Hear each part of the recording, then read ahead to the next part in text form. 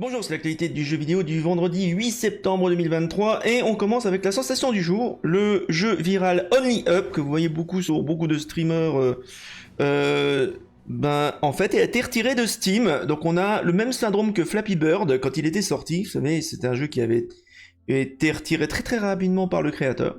Il l'a retiré de la boutique. Alors si vous l'avez acheté sur Steam, pas de panique, hein, vous pouvez continuer à jouer, mais vous ne pouvez plus acheter le jeu. Donc le créateur indique qu'il a retiré de Steam le jeu, citant le stress. Alors, il nous rappelle ce que c'est, IGN.com, que c'est un platformer où on doit grimper sans tomber. Et c'est les youtubeurs, les streamers l'utilisaient vraiment pour faire du buzz. Donc il le dit, Only Up était un jeu que j'avais créé pour la créativité, pour tester pour moi-même, et où j'ai fait beaucoup d'erreurs. Il l'a admis.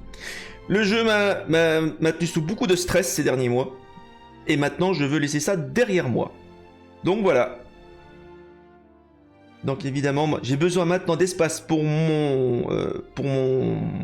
ma santé mentale et pour se reposer. Et il indique, je prévois de prendre une pause, de continuer également, mon apprentissage dans le game design et prendre de l'expérience pour diriger mes énergies pour mon prochain jeu sur lequel je travaille, qui s'appelle Kit. C'est un titre provisoire. Ça sera une nouvelle expérience et un nouveau concept avec du réalisme dans un genre complètement différent. Et l'emphase sera donnée sur la cinématographie, le cinéma. C'est original. Cette fois-ci, j'espère que ce jeu sera créé par une petite équipe. C'est un projet très challenging, comme il le dit, et je veux améliorer mes capacités dans le game design. Voilà. C'est pas la première fois que Only Up avait été retiré de Steam. À la fin du mois de juin, le jeu avait été retiré par Valve en raison de l'utilisation d'assets copyrightés. Salut DJ Zoe. Bon. Ah bah bonne soirée, passe une bonne soirée DJ Zoe. Amuse-toi bien. Mais il était évidemment retourné un jour après qu'ils aient retiré les objets copyrightés qui étaient dans le jeu. Donc voilà. Bon, je pense qu'on est plutôt dans un syndrome Flappy Bird plutôt que de problème de copyright.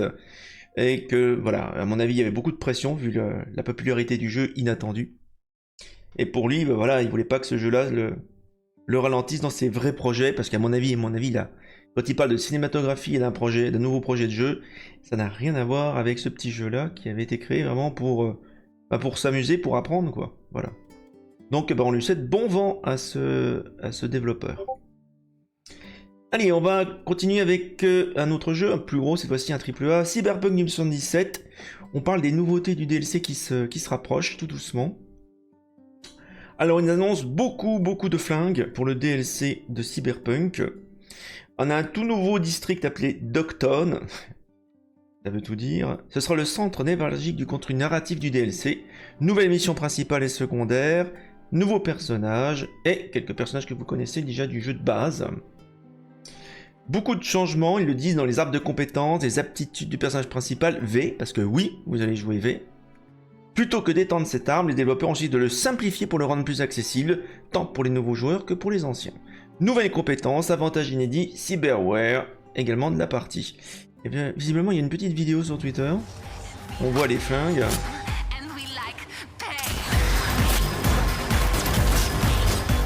Voilà, c'est ça, Dogtown.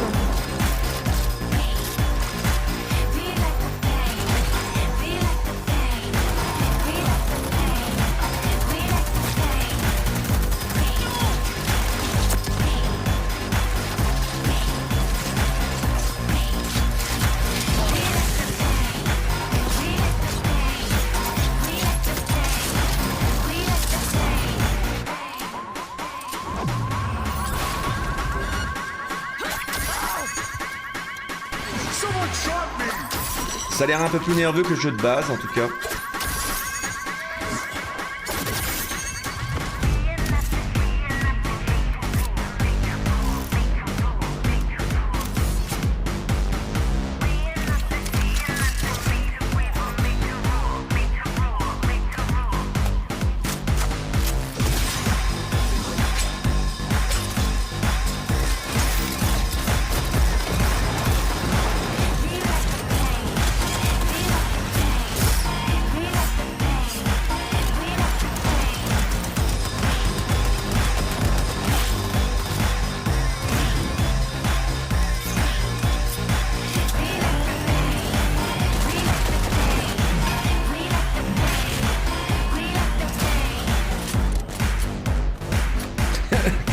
sniper à bout touchant. Original. Voilà comment le jeu aurait dû sortir en fait. C'est un peu dommage qu'il soit pas sorti dans cet état-là. Parce que voilà, le jeu aurait connu une carrière tout à fait différente. Alors, moi je suis pas sectaire. Hein. J'ai demandé à CDPR d'avoir une clé pour le DLC parce que j'ai pas envie de dépenser mon argent pour CDPR pour l'instant. Vu la purge qu'était Cyberpunk à sa sortie, hein, je me sens pas trop motivé pour le faire. Même si les flingues qui sont présentés, surtout les petits flingues, vous savez, moi j'aime bien les armes, les pistolets semi-automatiques, et ben, ont l'air très très intéressants. Mais bon, voilà. Si m'envoie la clé, on le testera en toute honnêteté. Et puis bien sûr, on testera à terme quand ils annonceront que le jeu de base est terminé, qu'il n'y a plus de mise à jour. On testera Cyberpunk, on fera un run complet, parce que souvenez-vous à l'époque, on avait commencé quand le jeu était sorti, on avait fait un run, et ben, on avait très vite arrêté. Donc là, on reviendra sur Cyberpunk, au moins le jeu de base, je vous promets. Puis on reviendra également sur Witcher 3. Mais j'attends qu'ils finissent également les mises à jour, parce qu'il y a des mises à jour en continu maintenant, depuis la 4.0, sur Witcher 3. Donc j'attends que ça se stabilise aussi chez CDPR, donc on va voir. Moi, je vais leur donner leur chance, hein. Il n'y a pas de problème. Et on jugera sur la version définitive du jeu. Alors qu'est-ce qu'il y avait d'autre comme news ce soir? Ah, Ad Infinitum, ah oui. Alors c'est un jeu d'horreur psychologique qui se déroule au moment de la Première Guerre mondiale. Ça nous plonge dans les tranchées de la Première Guerre mondiale dans la peau d'un jeune soldat allemand. On va regarder la bande-annonce. Ça sort très très prochainement. Ça sort ça sort au mois de septembre, le 14 septembre, ça sort la semaine prochaine. Ça a l'air d'être un jeu assez badass, on va regarder ça. T'es là? J'arrive pas à dormir. Et chose assez bien, c'est qu'il y a une VF. Il y a l'air d'avoir une VF. Ce qui est rare de nos jours.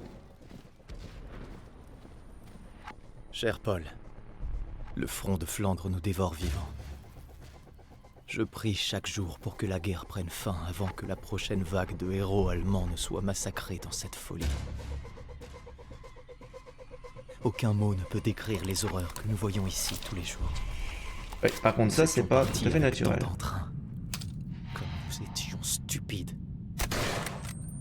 On va se faire massacrer. Écoute-moi, il faut que tu t'en ailles. J'ai parfois du mal à savoir. Tu penses que j'estime que c'est le joueur si je suis parle français dans le jeu de base? Chez moi, à Berlin. Corruption. Tu descends dans les tranchées comme un vent de l'Est, portant l'idéal de patrie et de mort héroïque. Mais tu dévores tout ce qui vit comme la peste. Intéressant, franchement. La mort ne représente pas la fin. C'est un passage. Une porte de sortie. La VF est excellente. Je reconnais des comédiens assez connus.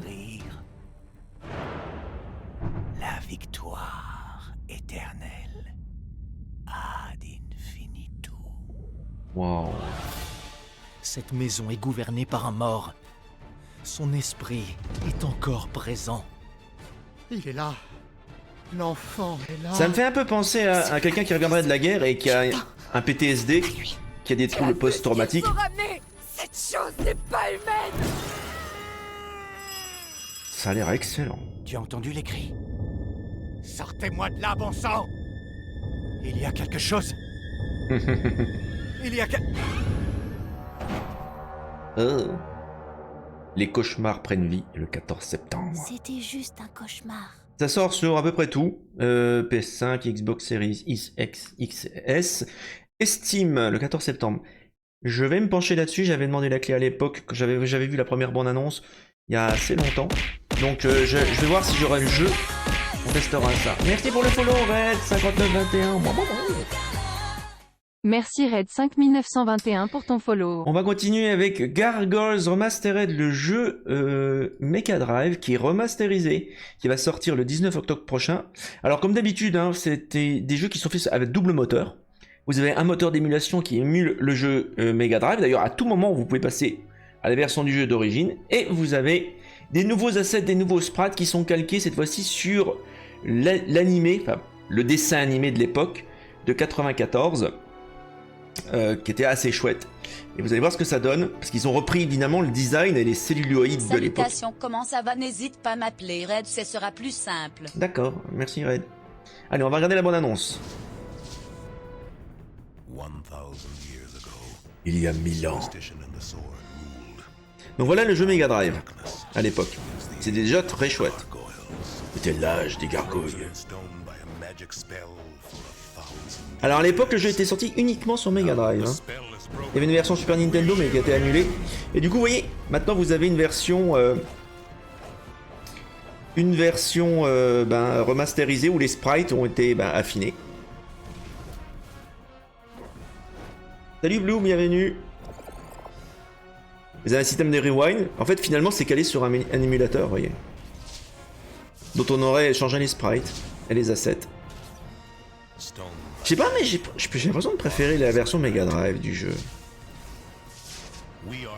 Bon, vous jouez Goliath, hein, je crois que c'est la gargouille principale. Donc voilà, ça sort le 19 octobre sur Switch, Steam, GOG, PS4 et Xbox One. Intéressant, intéressant. Et on va continuer, je crois qu'il y avait encore une dernière news que je voulais vous parler ce soir. Ah oui, Stadia. Stadia est mort, mais Stadia bouge encore. Parce qu'on va parler maintenant, parce que vous savez que Stadia c'est Google, hein. Maintenant on va parler de Playables, comme ils disent sur YouTube. Alors que le service de Google Cloud Gaming nommé Stadia est définitivement enterré par Google, le géant part à l'assaut une nouvelle fois dans le secteur avec un service nommé Playables. Notez tout de même que la donne est cette fois-ci différente parce qu'on parle de petits jeux qui peuvent se lancer directement dans l'application YouTube. Bon alors ça à mon avis, vous savez ce que ça va faire ça? Ça va faire en fait que vous allez avoir des tonnes de jeux mobiles où ils vont vous forcer la main, vous savez maintenant en ce moment, hein, Google vous force à regarder, veut vous forcer à regarder des publicités ou à souscrire à YouTube Premium. À mon avis, vous allez avoir des publicités sous forme de jeux, et on va vous forcer à jouer des mini-jeux mobiles ou des free-to-play. Donc là, ça pue un peu, parce que ça va faire encore plus ramer votre PC ou votre mobile, avec tous ces mini-jeux-là, donc bon, voilà. C'est vraiment pas du cloud gaming pour moi, hein, c'est juste... On a déjà le cas hein, sur mobile, hein, où vous avez des annonces où on peut jouer à des mini-jeux. Là, c'est un peu une façon de streamer des exécutables. Je suis pas sûr au niveau de la sécurité aussi, parce que YouTube, ils sont pas réputés pour vérifier leur publicité. Et quid des virus, quid des problèmes que ces trucs-là pourront introduire. On va voir ce que ça va donner. Bon, ils disent que c'est véritablement le futur du jeu vidéo, le cloud gaming. À voir. À voir. On a des acteurs qui le maîtrisent bien, comme Nvidia. C'est vrai que GeForce Now, ça fonctionne bien. Mais je veux dire, ça reste quand même une niche. Sony essaye de faire forcing aussi, hein, avec leur PlayStation Portal. Est-ce que quelqu'un... Oui. Voyez le lapsus portable? Non, c'est Portal. Voyez le lapsus, et surtout, est-ce que ça va fonctionner? Est-ce que les gens vont adhérer? Pas sûr. Pas sûr du tout. Donc voilà pour les news du jour. Nous, on se retrouvera demain pour l'actualité du jeu vidéo. En attendant, passez une bonne soirée. Jouez bien, et à la prochaine!